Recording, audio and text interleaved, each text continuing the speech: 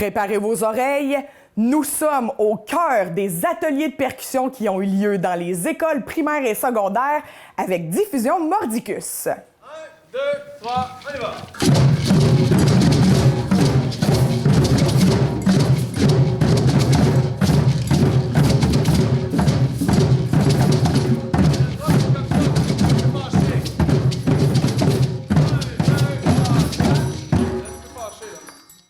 Nicolas, tu es enseignant en musique pour les écoles primaires ici dans la vallée. Tu as organisé quelque chose de gros avec Karine de Diffusion Mordicus. Est-ce que tu peux me dire si c'est quelque chose qui existe déjà dans d'autres écoles ou c'est vraiment ton initiative et celle de Karine? En fait, tout ce qui est organisé cette semaine, c'est possible grâce à l'enveloppe budgétaire qui s'appelle Sortie culturelle. En fait, cette enveloppe-là, on l'a dans toutes les écoles. Les conditions pour avoir accès à cet argent-là, il faut que les jeunes sortent de leur école et qu'ils se retrouvent dans un lieu de diffusion culturelle. Et ça, pour appartenir à cette liste-là, donc il y en a différents. Il y a, par exemple, si on va au Bioparc, au Exploramer, Musée de la mer, c'est souvent des organismes qui sont plus loin de chez nous. Et donc là, comment, finalement, l'initiative, c'est que j'ai pensé qu'on pourrait peut-être faire une collaboration avec Mordicus, donc pouvoir dépenser cet argent-là en n'allant pas trop loin. Et c'est là, en fait, que j'ai proposé un atelier de Baratanga à Karine. Et puis, c'est comme ça, en fait, qu'on a réussi à arriver à organiser cette semaine-là, en fait. Est-ce que c'est une compagnie que tu connaissais déjà, que tu avais déjà vue sur scène ou, c'est en cherchant un peu que tu les as trouvés? En fait, Louis-Daniel Joly, c'est vraiment une référence au Québec pour la percussion.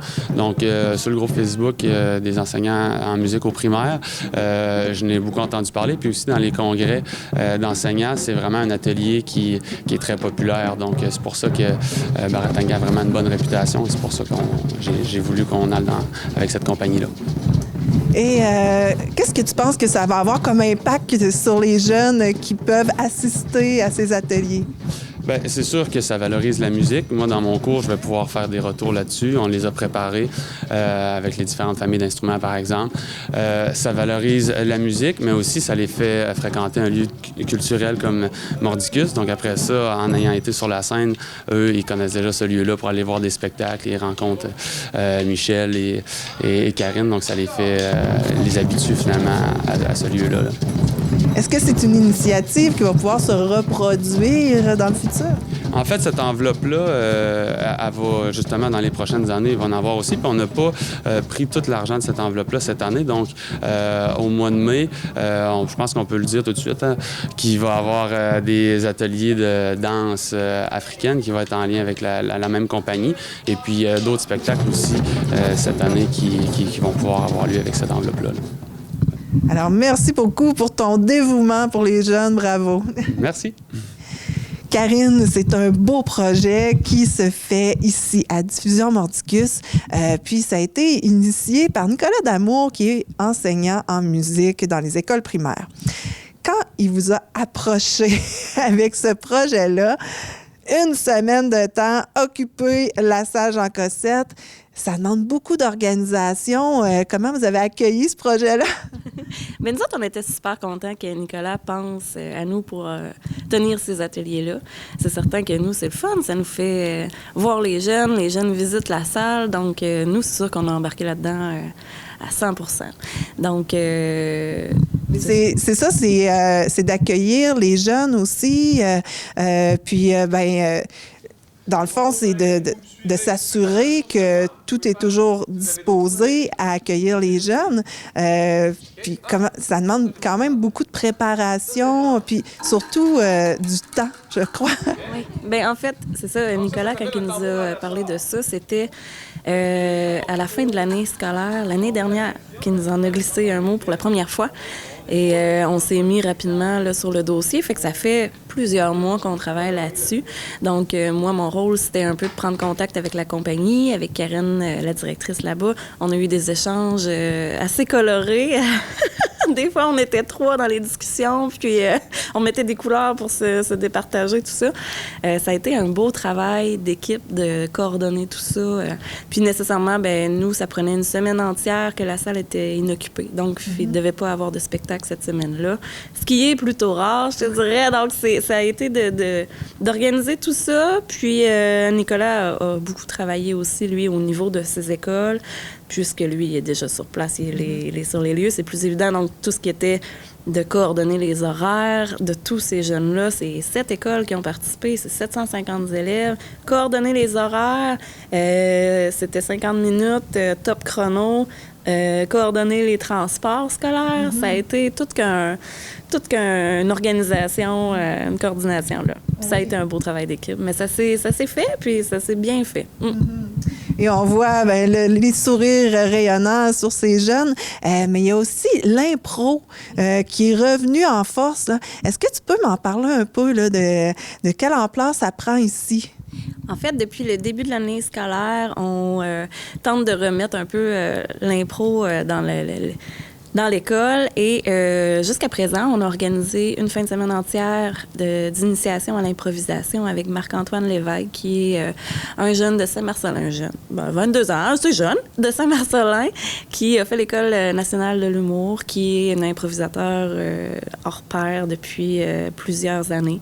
Donc, lui a préparé nos jeunes une fin de semaine entière de façon intensive. Puis, les jeunes, lors des représentations scolaires des 8 et 9 octobre, ont joué contre et avec Florence Lompré, Mathieu Lepage, Louis Courchaine, des sommités là, de l'impro. Donc, pour certains, pour plusieurs, c'était leur première expérience sur la scène, en impro, puis ça s'est super bien passé. Donc, ça a été la première activité qu'on a fait. Et là, on organise en février, 22-23 février, le Louis Courchaine et Mathieu Lepage reviennent à Amqui pour redonner une formation intensive d'une fin de semaine encore à ces jeunes-là et autres. On a 30 places de disponibles, c'est pour les 12-17 ans, c'est gratuit. Vous pouvez déjà vous inscrire en ligne jusqu'au 15 février, donc voilà, ça fait pas mal de tour. C'est sur le site de Diffusion Mordicus qu'on peut trouver le formulaire pour s'inscrire? Oui, en fait, on a créé un événement Facebook. Le lien est dessus. Aussi, c'est un projet qui est possible grâce au gouvernement du Québec. Dans le fond, on a fait une demande de subvention qu'on a reçu des sommes d'argent du gouvernement pour faire ce projet-là. Et l'école aussi, secondaire Armand-Saint-Onge-Amqui, contribue aussi à ce projet-là. On a créé même un logo d'impro avec un concours de conception de logo qu'on a fait en partenariat avec Jean-Luc Girard, le professeur de art dramatique et art plastique. Donc, c'est Léane Gay qui a gagné le concours. On a un super de beau logo que Marie-Laurence Giroux a refait à l'ordinateur. Donc, il est super punché avec des belles couleurs. Ça va être vraiment ça, là, l'identification visuelle de la Ligue d'impro Armand-Saint-Onge-d'Amqui. Donc, ce qui s'en vient aussi, on va se faire des bandes de patinoire pour la Ligue et des chandails qui devraient être très bientôt et qui vont être vraiment beaux. Alors, on vous souhaite une belle participation des jeunes et puis, on va sûrement aller chercher quelques images de tout ça. J'espère. Merci. Merci à toi.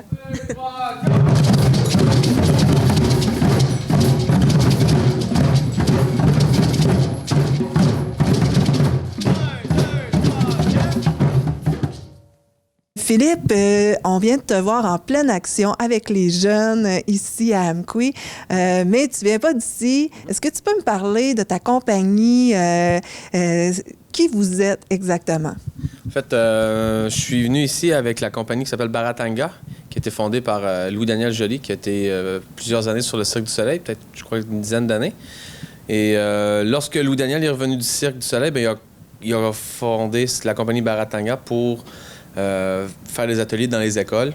Fait que le but de la compagnie, en fait, c'est d'être... c'est une compagnie qui prône vraiment le côté pédagogique. On suit vraiment les programmes de l'éducation. Fait qu'il va se promener dans les écoles, donner des ateliers. C'est toujours par participation, puis on apprend différents rythmes là-dessus. Fait qu'avec la compagnie, c'est à peu près 300 événements scolaires par année. En plus de ça, on rajoute aussi des événements un peu plus corporatifs, parce que Baratanga, il y a les spectacles aussi, il y a les animations, il y a Il y a ce qu'on fait ici que ça s'appelle les barateliers. Il y a Baratempo qui est avec la danse. Baratempo, c'est les spectacles pour enfants. Et Baratambour qui est avec la danse. Puis aussi, ben, chaque employé dans Baratanga, comme moi, je suis percussionniste, je joue avec différents groupes à Montréal.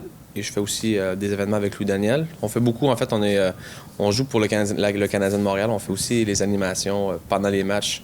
On est 4 percussionnistes avec ça. Fait que, c'est ça. Vous êtes 4 pour la compagnie au complet? En fait, on est 4 pendant le Canadien de Montréal. Ces 4-là, il y a un produit que la compagnie fait qui s'appelle Luxe 45, un spectacle avec des lumières.